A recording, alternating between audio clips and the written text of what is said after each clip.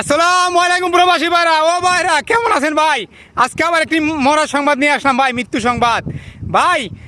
আমাদের পাশে একটা মাজারের মধ্যে একা একজন লোক থাকতো, একা একা থাকতো। উনি কবে যে মারা গেছে, রুমের মধ্যে এসি চালানো, কম্বল গায়ে দেওয়া, বুঝছেন? কোনো খোঁজ খবর নাই।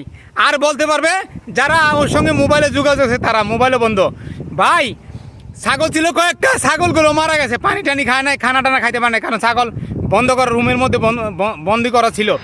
এই অবস্থায় এখন যারা ওমানে অথবা বাইরে প্রবাসে যারা একা থাকেন, একা, তাদের আত্মীয় স্বজন যারা আছে অন্তত দুইবার যোগাযোগ করবেন ভাই। ভিডিওটা প্রচুর পরিমাণ শেয়ার করবেন ভাই। দেখে খুব অবস্থা খুব খারাপ ভাই, একদম ফুইলা, নাক মুখ ফুইলা কেমন বিশ্রী হয়ে গেছে ভাই। এখন আমরা যারা প্রথম গেছিলাম দেখতে দিয়েছে, এখন দেখতে দেয় না, পুলিশ চলে আসছে, লাশ নিয়ে গেছে ভাই। এই লাশের কী হবে একমাত্র উপরওয়ালাই জানে।